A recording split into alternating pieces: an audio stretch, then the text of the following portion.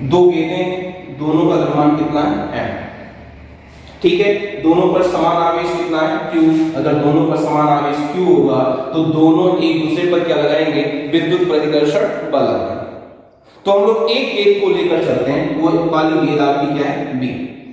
इस b पर कौन कौन सा बल लगेगा, तो ध्यान दीजिए इस पर आवेश q है, तो इस आवेश q पर ये दूसरा वाला आवेश q क्या लगाएगा, विद्युत प्रतिकर्षण बल लगाएगा। तो ये इधर लगाएगा, इधर जाने का प्रयास करेगा, तो इस पर जो सबसे पहला बल क्या है, विद्युत प्रतिकर्षण बल, वो क्या है F1। दूसरा बल क्या है, इसका भार mg, क्योंकि इसका द्रव्यमान m है।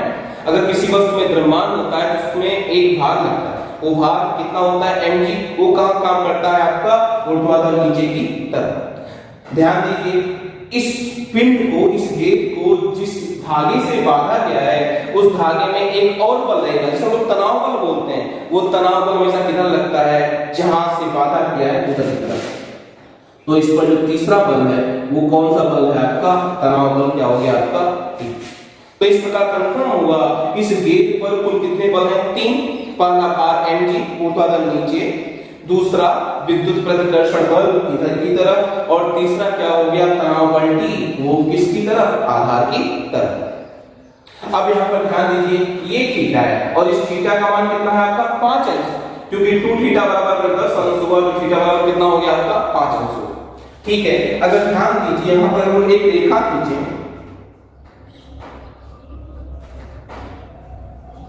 ठीक है, तो अगर ये थीटा है तो ये भी क्या हो गया आपका थीटा, क्योंकि एकांतर कोण का मान आपस में क्या होता है, बराबर होता है। अब अगर हम लोग तनाव बल T को दो घटकों में बांटें, क्षैतिज और ऊर्ध्वाधर घटकों में, तो ध्यान दीजिए T का इस दिशा में घटक कितना आएगा, T cos थीटा, क्योंकि आपको पता है जिधर से कोण बनता है हमेशा क्या होता है, cos होता है, और उसके लंबवत हमेशा क्या होता है, sin। तो इधर क्या हो गया आपका T sin थीटा। तो अब जो तीन बल थे T mg F12, अब चार बल हो गए, क्यों, क्योंकि हमने तनाव बल T को दो भागों में बांट लिया। पहला भाग हो गया T sin थीटा और दूसरा भाग क्या हो गया आपका T cos थीटा। ठीक, अब साम्यावस्था की बात करेंगे तो बताइए साम्यावस्था में ये वाला बल, दायां वाला बल बाएं वाले बल के क्या होगा, बराबर होगा, और ऊपर वाला बल नीचे वाले बल के क्या होगा, बराबर होगा। तो साम्यावस्था में दाएं वाला बल मतलब T sin थीटा, बाएं वाले बल के क्या होगा, बराबर होगा। तो बराबर कितना हो गया F12। तो ये आपके पास हो गया इक्वेशन नंबर 1, समीकरण नंबर 1। ऊपर वाला बल नीचे वाले बल के बराबर होगा। ऊपर वाला बल कितना है आपका T cos थीटा और नीचे वाला बल कितना है, इसका भार mg। समीकरण नंबर आपके पास क्या आ गया 2। ठीक है, अब समीकरण 1 में समीकरण 2 से भाग कर दीजिए, इक्वेशन 1 या समीकरण 1 डिवाइडेड बाई समीकरण 2 भाग दीजिए, कितना आ जाएगा, आ जाएगा T sin थीटा बटा T cos थीटा बराबर F12 बटा कितना आ जाएगा आपके पास mg। समीकरण नंबर आपके पास, या लिखिए इसको क्या कर सकते हैं, T से T को हम लोग क्या कर सकते हैं, काट सकते हैं। तो sin थीटा बटा cos थीटा आपको पता है क्या होता है, tan थीटा। तो tan थीटा बराबर कितना आएगा F12 बटा कितना आ गया mg। अगर इसको और हम लोग सॉल्व करेंगे तो क्रॉस मल्टीप्लाई कर दो, तो क्रॉस मल्टीप्लाई करने पर आपको क्या मिल जाएगा, मिल जाएगा F12 बराबर mg tan थीटा। समीकरण नंबर आपके पास क्या हो गया T। अब ध्यान दीजिए जो थीटा का मान है बहुत ही छोटा है, कितना 5 अंश। कैसे, 2 थीटा बराबर 10 अंश, तो ये टोटल 10 अंश हुआ, तो ये आधा कितना हुआ आपका सिर्फ 5 अंश। चूंकि थीटा का मान बहुत छोटा है, और अगर थीटा का मान बहुत ही छोटा है और अगर इन्हें हम लोग रेडियन में मापेंगे तो आपको पता है sin थीटा बराबर थीटा होता है, cos थीटा बराबर 1 होता है, और tan थीटा बराबर भी क्या होता है आपका थीटा होता है। यहां पर दिखा देंगे, चूंकि थीटा का मान बहुत छोटा है अतः इन्हें रेडियन में मापने पर क्या हो जाएगा tan थीटा बराबर थीटा बराबर क्या होता है कोण बराबर होता है आपका चाप बटा त्रिज्या। कोण बराबर क्या होता है चाप बटा त्रिज्या। ठीक है, तो बताइए इस थीटा के लिए चाप का काम कौन करेगा, ये लंबाई जिसका नाम है BD बटा त्रिज्या का काम यहां से यहां तक की लंबाई जिसका नाम क्या है आपका AB। ठीक है, BD की लंबाई कितनी होगी बताइए, यहां से यहां तक की लंबाई कितनी थी x, तो BD उसका आधा ही है ना, तो आधी लंबाई कितनी हो जाएगी आपकी x/2, आधी लंबाई कितनी हो गई आपकी x/2 बटा AB की लंबाई कितनी है आपकी त्रिज्या मतलब यहां से यहां तक की दूरी L, ये। ठीक है, अब इसको सॉल्व करेंगे तो आपको मिल जाएगा कितना tan थीटा बराबर x बटा कितना 2L। समीकरण नंबर आपको क्या मिल गया 4 मिल गया। ठीक, अब बात करें विद्युत बल की। विद्युत बल F12 बराबर कूलाम का नियम लगा लीजिए। कूलाम का नियम क्या होता है, दो आवेशों के मध्य लगने वाला बल बराबर क्या होता है 1/4 पाई एप्सिलॉन 0 Q1 Q2। ठीक है, Q1 पहला आवेश कितना है Q इंटू Q2 दूसरा आवेश कितना है Q बटा दूरी का वर्ग, यहां से यहां तक की दूरी कितनी है दोनों आवेशों के बीच की दूरी x का स्क्वायर, ये कितना हो जाएगा F12 बराबर 1/4 पाई एप्सिलॉन 0 Q स्क्वायर बटा x स्क्वायर। समीकरण नंबर आपके पास कितना हो गया 5। ठीक है, उसके बाद क्या करेंगे हम लोग समीकरण 4 और 5 से tan थीटा और F12 का मान कहां रख देंगे, समीकरण 3 में हमारा आंसर आ जाएगा। क्या लिखेंगे, समीकरण 4 तथा समीकरण 5 का समीकरण 3 में प्रयोग करने पर कर लीजिए कितना हो जाएगा, F12 का मान कितना है 1/4 पाई एप्सिलॉन 0 Q स्क्वायर बटा x स्क्वायर। ठीक है, बराबर mg के स्थान पर तो mg ही रहेगा। ठीक है, उसके बाद कितना है tan थीटा का मान आपने निकाल रखा है कितना x बटा कितना है आपके पास 2 ये आ गया। ठीक है, उसके बाद ध्यान देंगे तो इसको हम लोग और सॉल्व करेंगे तो कितना आ जाएगा, x स्क्वायर को इधर भेज दीजिए 2L को इधर भेज देंगे तो ये कितना हो जाएगा आपका 1/4 pi epsilon 0 Q square into 2L बटा कितना mg बराबर कितना हो जाएगा x। मैंने x स्क्वायर को इधर भेज दिया, x स्क्वायर इंटू x मतलब क्या हो गया x3। ठीक है, 2L आपका इधर आ गया। ठीक है, और mg आपका नीचे आ गया। ठीक है, तो आपको मिल गया कितना, यहां से आपको मिल जाएगा। ठीक है, ये मैं यहां पर सॉल्व कर दे रहा हूं।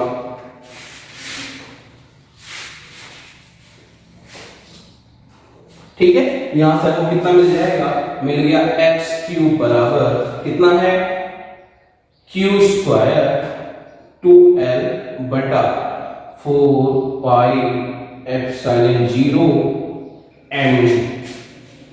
ठीक है, या फिर आपको x का मान निकालना है तो x बराबर क्या हो जाएगा Q स्क्वायर इंटू 2L बटा 4 पाई एप्सिलॉन 0 mg की पावर 1/3। यही क्या है, दोनों आवेशों के बीच की दूरी x का मान आंसर आएगा। ये क्या आपका आंसर। यहां चाहिए तो दिखा देंगे, जहां g बराबर क्या होता है 9.8 मीटर प्रति सेकंड स्क्वायर, आपको पता भी है g को क्या बोलते हैं, गुरुत्वीय त्वरण। गुरुत्वीय त्वरण का मान कितना होता है 9.8 मीटर पर सेकंड स्क्वायर। और m क्या था, इसका द्रव्यमान तो दिया ही गया था सवाल में। ठीक है, g का मान मैंने बता दिया, q क्या था आवेश, ये भी सवाल में दिया ही गया था। ठीक है, अब आ गया साथ में क्या 1/4 पाई एप्सिलॉन 0 भी इसमें, इसका मान कितना होता है 9 × 10⁹ न्यूटन मीटर स्क्वायर प्रति कूलम स्क्वायर। तो यही आपका क्या हो गया। आपका अगला सवाल है 4 × 10⁻⁹ कूलम मीटर विद्युत आघूर्ण का एक विद्युत द्विध्रुव यह विद्युत द्विध्रुव 5 × 10⁴ न्यूटन प्रति कूलाम के एक समान विद्युत क्षेत्र में क्या हुआ रखा हुआ। वो भी विद्युत क्षेत्र की दिशा के साथ कितना कोण बनाते हुए रखा गया है, 30 अंश का कोण बनाते हुए रखा गया है। आप लोगों से क्या पूछ रहा है, आप लोगों से कह रहा है द्विध्रुव पर लगने वाले बलागुण का मान ज्ञात कीजिए, यही सवाल है। तो चलिए लगाते हैं, देखिए कैसे लगेगा। क्या क्या दे रखा है, 4 × 10⁻⁹ कूलाम मीटर विद्युत द्विध्रुव आघूर्ण। विद्युत द्विध्रुव आघूर्ण का प्रतीक क्या होता है, P। मान कितना दे रखा है, 4 × 10⁻⁹ कूलाम मीटर दिया है। और विद्युत क्षेत्र का परिमाण दे रखा है E कितना, 5 × 10⁴ न्यूटन प्रति कूलाम। ये विद्युत द्विध्रुव विद्युत क्षेत्र की दिशा के साथ कितना कोण बना रहा है आपका, 30 अंश। तो थीटा बराबर कितना दे रखा है, 30 अंश। क्या निकालना है आपको, बलागुण का परिमाण निकालना है। बलागुण का प्रतीक क्या होता है, टाउ। तो टाउ का मान आपको क्या करना है, कैलकुलेट करना है। आपको पता है बलागुण का सूत्र क्या होता है, बलागुण टाउ बराबर आपको पता है होता है Pe sin थीटा। बलागुण का फॉर्मूला क्या है, Pe sin थीटा। सबका मान रख दीजिए तो आपको आंसर आ जाएगा। कितना हो जाएगा, टाउ बराबर P का मान 4 × 10⁻⁹, E का मान कितना, 5 × 10⁴, sin थीटा का मान कितना दे रखा है सवाल में, 30 अंश। तो आगे लगा दीजिए, 4 × 5 20, 10⁻⁹ 10⁻⁴ -9 + 4, क्योंकि आधार समान होने पर घातें आपस में जुड़ जाती हैं, ठीक है। और sin 30 का जो मान होता है वो आपका कितना होता है, sin 30 की वैल्यू होती है 1/2, ठीक है। तो अगर इसको सॉल्व करेंगे तो 2 से भाग करने पर कितना आ जाएगा, ये 10। तो टाउ = 10 × 10⁻⁹ और 4 कितना हो जाएगा, -5, या फिर टाउ बराबर 10⁻1 है, 10⁻1 - 5, या फिर टाउ बराबर 10⁻⁴। बलागुण का मात्रक होता है न्यूटन मीटर। यही आपका क्या है, आंसर।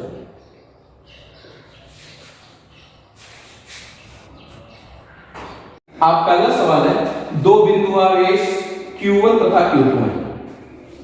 इनके बीच की दूरी कितनी है आपकी, 3 मीटर है। और इन दोनों आवेशों का जो योगफल है वो कितना है आपका, 20 माइक्रो कूलाम।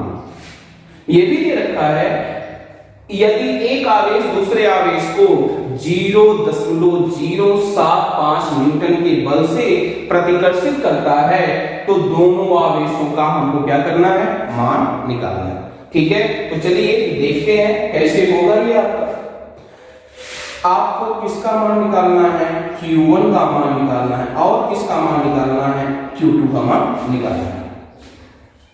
दिया है दोनों के बीच प्रतिकर्षण बल का मान F12 कितना दे रखा है, 0.075 न्यूटन। इसको हम लोग लिख सकते हैं कितना, 75 × 10⁻⁻3। क्योंकि ध्यान दीजिए अगर हम लोग दशमलव को यहाँ से यहाँ शिफ्ट करेंगे तो 1 2 3 10⁻³ आ जाएगा। अब मात्रक इसका कितना हो गया, न्यूटन। और क्या दे रखा है, दोनों आवेशों के बीच की दूरी भी दे रखी है। दूरी मतलब स्मॉल r बराबर कितना दे रखा है, 3। इतनी चीजें दी है, ठीक है। तो चलो लगाते हैं। दिया है क्या दिया है, ध्यान दीजिए, दे रखा है कि इन दोनों आवेशों का योगफल कितना है आपका, 20 माइक्रो कूलाम, ठीक है। प्रश्नानुसार क्या दे रखा है, Q1 + Q2 दोनों का योगफल कितना है आपका, 20 माइक्रो कूलाम, ये दिया है, ठीक है। इसको लिख सकते थे हम लोग कितना, Q1 + Q2 बराबर 20 × 10⁻⁻6 कूलाम। ध्यान दो, मैं पहले ही आपको बता चुका हूं, फिर बता रहा हूं, माइक्रो को हटाने के लिए 10⁻6 से क्या करना पड़ेगा, हमें मल्टीप्लाई करना पड़ेगा, ठीक है। तो ये आपके पास हो गया क्या, समीकरण नंबर 1, इक्वेशन नंबर 1। अब बात करें दोनों के बीच बल की, तो कूलाम के नियम से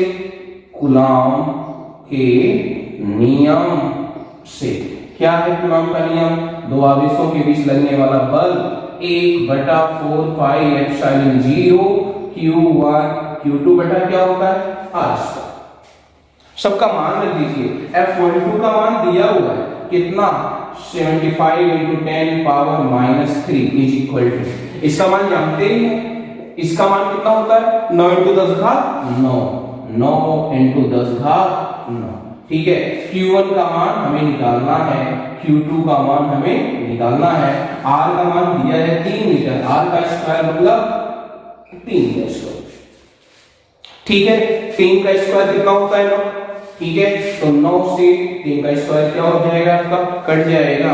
इधर क्या बच गया 75 into 10 घात -3 बराबर Q1 Q2। ध्यान दीजिए 10 घात 9 उस पक्ष में जाएगा तो बटा 10 घात 9 हो जाएगा। ठीक है, तो आपको यहां से Q1 Q2 का मान कितना मिल गया 75 into 10 घात -3, 10 घात 9 को हर से अंश में लेकर जाएंगे, 10 घात प्लस 3 से 10 घात 10 घात प्लस 9 से 10 घात क्या बन जाएगा आपका -2। ठीक है, या फिर Q1 Q2 बराबर 75 into 10 घात -3 -2 कितना हो जाएगा -12। ये आपके पास क्या हो गया समीकरण नंबर आपके पास हो गया। ठीक है, तो आपके पास दो समीकरण हो गए, पहला ये और दूसरा। ठीक है, अब ध्यान दीजिए कैसे लगाएंगे इसको आप लोग।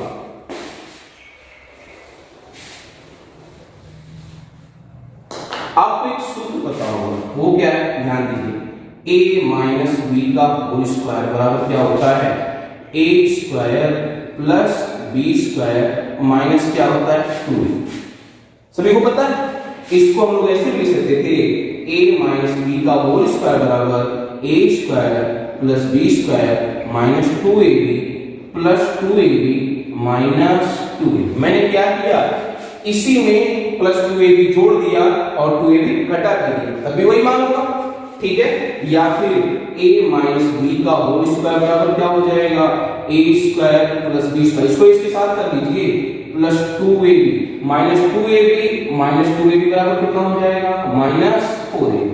या फिर a माइनस बी का होल स्क्वायर बराबर, ये आपका क्या है, ये आपका a प्लस बी का होल स्क्वायर है। ठीक है, माइनस कितना हो जाएगा 4।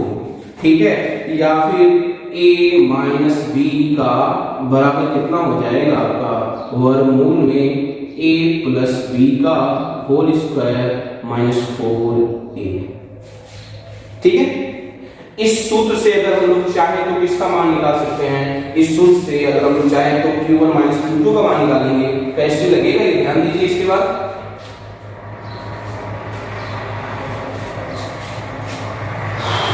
इसको हटा दिया जाए, हाँ चलिए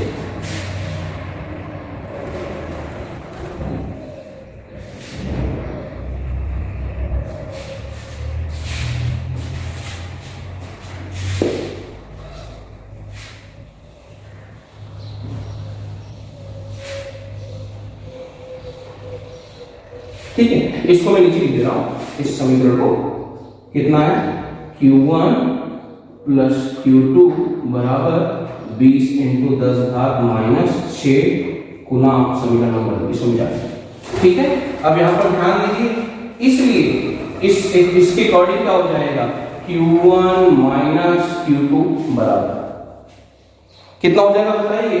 Q1 माइनस Q2 लिखेंगे तो क्या हो जाएगा बराबर वर्गमूल a प्लस बी मतलब Q1 प्लस Q2 का होल स्क्वायर। ठीक है, माइनस 4ab मतलब Q1 Q2। ठीक है, या फिर Q1 माइनस Q2 बराबर रूट में Q1 प्लस Q2 का whole square. Q1 plus Q2 का मान आपके पास है कितना 20 into 10 घात -6 का होल स्क्वायर माइनस 4।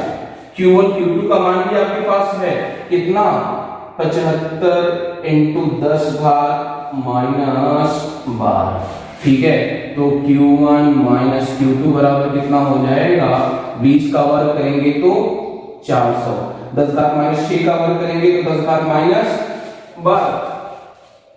और इसको मल्टीप्लाई करेंगे तो हो जाएगा 300 इंटू 10 पावर माइनस 12, ठीक है। या फिर Q1 माइनस Q2 बराबर कितना हो जाएगा, दोनों में से 10 घात माइनस 12 हम लोग कॉमन लेंगे तो अंदर आ जाएगा 400 माइनस 300, ठीक है। इसको लेस कर देंगे तो कितना बचेगा, ये Q1 माइनस Q2 बराबर रूट में 100 इंटू 10 पावर माइनस 12, या फिर Q1 minus Q2 is equal to 100 का रूट क्या हो जाएगा 10, और 10 पावर माइनस 12 का रूट क्या हो जाएगा 10 पावर माइनस 6, या फिर कितना हो गया आपके पास इक्वेशन नंबर 3, ठीक है। उसके बाद आगे कर सकते हैं हम लोग, क्या करेंगे, इक्वेशन 3 और 1 को क्या करेंगे, ऐड कर देंगे तो क्या आ जाएगा, क्या लिखेंगे, समीकरण 1 प्लस समीकरण 2 जोड़ दीजिए। जब समीकरण 1 और 2 को जोड़ेंगे तो ध्यान दीजिए क्या आएगा, आ जाएगा Q1 माइनस Q2 बराबर कितना था 10 इंटू 10 घात माइनस 6, जबकि समीकरण 1 कितना है Q1 प्लस Q2 बराबर 20 इंटू 10 घात माइनस 6। जोड़ना है तो जोड़ दीजिए, जब दोनों को जोड़ेंगे तो Q2 से Q2 आपका क्या हो जाएगा, कट जाएगा, माइनस प्लस Q1 और Q1 कितना हो जाएगा 2Q1 बराबर जोड़ेंगे तो 10 और 20 कितना हो जाएगा 30 इंटू 10 घात माइनस 6, तो आपको Q1 का मान मिल जाएगा कितना 30 बटा 2 10 घात माइनस 6, या फिर Q1 बराबर कितना मिल जाएगा आपको, मिल जाएगा 30 बटा 2 मतलब 15 इंटू 10 घात माइनस 6 कूलम, या फिर ये आपका Q1 बराबर 15 माइक्रो कूलम, पहला आंसर आपको। अब Q1 का मान मिल गया, अब Q1 का मान हम लोग कहां रख देते हैं, समीकरण नंबर 1 में। Q1 का मान समीकरण 1 में रखने पर रख दीजिए, 1 में देख लीजिएगा आपको मिला होगा Q1 प्लस Q2 बराबर 20 इंटू 10 घात माइनस 6 था ना, तो Q1 का मान रखना है तो 15, या ऐसे करें Q2 बराबर 20 इंटू 10 घात माइनस 6 माइनस Q1, या फिर Q2 बराबर 20 इंटू 10 घात माइनस 6, Q1 का मान कितना है 15 इंटू 10 घात माइनस 6, ठीक है। तो Q2 का मान कितना आ जाएगा, 20 में से 15 घटा देंगे, 10 घात माइनस 6 जो लोग कॉमन लेंगे तो 20 में से 15 कितना बचेगा 5 इंटू 10 घात माइनस 6 कूलम, या फिर Q2 बराबर 5 माइक्रो कूलम। इसका मतलब Q1 बराबर 15 माइक्रो कूलम और Q2 बराबर कितना 5 माइक्रो कूलम आपका आंसर है, ठीक है। आपका अगला सवाल क्या है, एक समान विद्युत क्षेत्र में प्रोटॉन, न्यूट्रॉन और अल्फा कण के त्वरण का अनुपात ज्ञात करो। एक समान विद्युत क्षेत्र E है, उसमें 3 पार्टिकल है, पहला क्या है आपका प्रोटॉन, दूसरा क्या है ड्यूटेरॉन, और तीसरा क्या है अल्फा पार्टिकल। ये तीनों क्या कर रहे हैं, गति कर रहे हैं। हमें इन तीनों के एक्सीलरेशन का, त्वरण का क्या निकालना है, अनुपात निकालना है। तो देखिए कैसे लगाएंगे, ध्यान दीजिए, प्रोटॉन का द्रव्यमान कितना हो गया mp बराबर m, ठीक है। प्रोटॉन का द्रव्यमान हो गया, प्रोटॉन का आवेश qp बराबर कितना होता है प्लस e। प्रोटॉन का आवेश इलेक्ट्रॉन के आवेश के बराबर होता है, लेकिन नेचर में क्या होता है, इलेक्ट्रॉन के अपोजिट होता है, इलेक्ट्रॉन होता है नेगेटिव, लेकिन प्रोटॉन क्या होता है आपका पॉजिटिव। और E का मान कितना होता है आपको पता है, जहां E बराबर होता है 1.6 10 घात माइनस 19, ठीक है। अब आते हैं ड्यूटेरॉन पर, ध्यान दीजिए, एक होता है हाइड्रोजन जिसे हम लोग बोलते हैं 1H1, एक होता है आपका भारी हाइड्रोजन जिसे हम न्यूट्रॉन बोलते हैं, उसको बोलते हैं 1H2। इसी भारी हाइड्रोजन का दूसरा नाम क्या है, ड्यूटेरॉन, ठीक है। इस ड्यूटेरॉन में क्या क्या है, ध्यान दीजिए, इस ड्यूटेरॉन में एक प्रोटॉन है, एक इलेक्ट्रॉन है और एक ही क्या है आपका न्यूट्रॉन। दो में से एक जाएगा तो एक न्यूट्रॉन, जितना परमाणु क्रमांक उतना ही प्रोटॉन, उतना ही क्या होता है इलेक्ट्रॉन होता है, ठीक है। ये तो हो गया आपका हाइड्रोजन या फिर प्रोटॉन, ड्यूटेरॉन, उसके बाद क्या होता है आपका ट्राइटियम। ठीक है, तो ध्यान दीजिए नाभिक की बात, ड्यूटेरॉन मतलब नाभिक की बात कर रहा है, तो नाभिक में तो इलेक्ट्रॉन होगा नहीं, हटा दो। तो नाभिक में क्या है, केवल एक प्रोटॉन है और एक ही न्यूट्रॉन है। एक प्रोटॉन कैसे है, क्योंकि ड्यूटेरॉन परमाणु क्रमांक 1 होने के कारण इसमें एक प्रोटॉन है, जबकि न्यूट्रॉनों की संख्या 2 में से 1 घटा दीजिए, या परमाणु भार में से परमाणु क्रमांक घटा दीजिए, किसकी संख्या मिल जाएगी आपको, न्यूट्रॉनों की संख्या मिल जाएगी। तो इस ड्यूटेरॉन में एक प्रोटॉन है और एक न्यूट्रॉन। तो ध्यान दीजिए प्रोटॉन का जो द्रव्यमान होता है वो न्यूट्रॉन के द्रव्यमान के लगभग क्या होता है, बराबर होता है, जिन्हें हम लोग संयुक्त रूप से इस प्रोटॉन को और इस न्यूट्रॉन को हम लोग संयुक्त रूप से क्या बोलते हैं, न्यूक्लियॉन बोलते हैं, न्यूक्लियॉन। ठीक है, तो ध्यान दीजिए 2 न्यूक्लियॉन है, एक और एक 2, इसलिए इसका द्रव्यमान ड्यूटेरॉन का जो द्रव्यमान होगा वो कितना होगा, 2। एक प्रोटॉन एक न्यूट्रॉन, 2 न्यूक्लियॉन, एक न्यूक्लियॉन है तो 2 न्यूक्लियॉन कितना हो जाएगा आपका, 2। अब आते हैं आगे इस पर, ड्यूटेरॉन भारी हाइड्रोजन का नाभिक, इलेक्ट्रॉन निकल चुका है तभी ड्यूटेरॉन बना है। अब नाभिक में तो केवल क्या होता है, प्रोटॉन न्यूट्रॉन होते हैं। न्यूट्रॉन आपका उदासीन होता है, लेकिन प्रोटॉन आपका क्या होता है, धनात्मक चार्ज होता है। चूंकि इसमें एक प्रोटॉन है इसलिए ड्यूटेरॉन का जो आवेश है वो भी एक प्रोटॉन के आवेश के बराबर होगा, कितना हो गया आपका, प्लस। ठीक है, अब आते हैं अल्फा कण। तो ध्यान दीजिए आपका जो अल्फा पार्टिकल है वास्तव में हीलियम का नाभिक होता है, हीलियम 2He4, इसमें 2 प्रोटॉन, 4 में से 2 जाएगा तो 2 ही न्यूट्रॉन। अब हीलियम का नाभिक है और इलेक्ट्रॉन की बात करेंगे तो इस परमाणु में 2 इलेक्ट्रॉन होगा, लेकिन हीलियम नाभिक होता है। अल्फा कण वास्तव में हीलियम का नाभिक है और नाभिक में कभी इलेक्ट्रॉन नहीं होता है। तो इस अल्फा कण में या हीलियम के नाभिक में 2 प्रोटॉन है, 2 न्यूट्रॉन है, टोटल कितने हो गए, 4। तो इसमें इस अल्फा कण में टोटल कितने न्यूक्लियॉन है आपके, 4 न्यूक्लियॉन हैं, 4 न्यूक्लियॉन है, इसलिए अल्फा कण का द्रव्यमान कितना हो गया आपका, 4 है।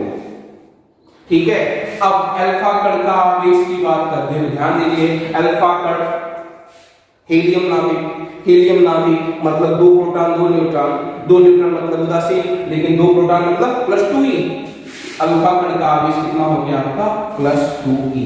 तो इतनी बातें हमें पता होनी चाहिए। अगर हमें इतनी बातें पता है तो हम लोग क्या कर सकते हैं, इस सवाल को लगा सकते हैं।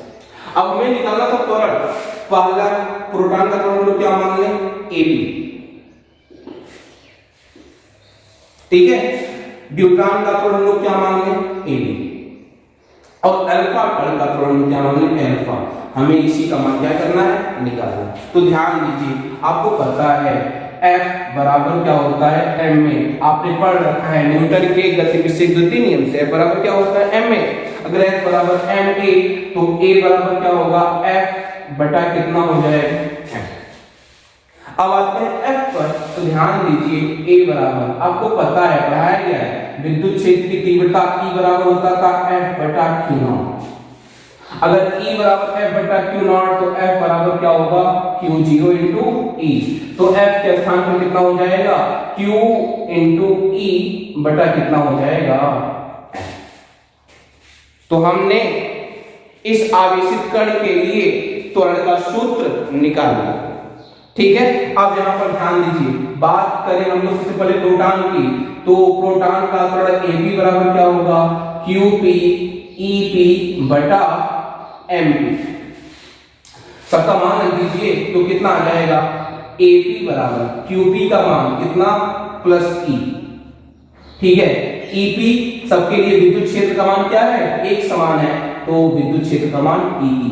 Mp प्रोटॉन का द्रव्यमान कितना, M।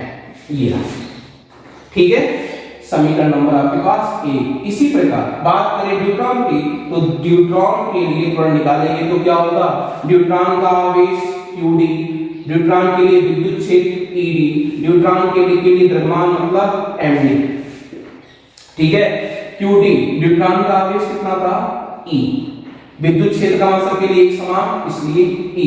लेकिन न्यूट्रॉन का द्रव्यमान कितना है आपका 2m। ये आपके पास आ गया समीकरण नंबर 2।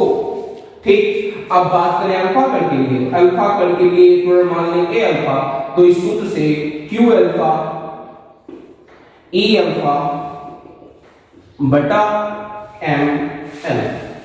ठीक है, तो अल्फा पार्टिकल का आवेश कितना है 2e। अल्फा कण के लिए विद्युत क्षेत्र सबके लिए समान था तो E बटा अल्फा कण का द्रव्यमान कितना है आपका 4 न्यूटनियनों का द्रव्यमान मतलब 4m। अगर इसको हम सॉल्व करेंगे तो 2 आ जाएगा E बटा 2 into m। समीकरण नंबर क्या हो गया 3।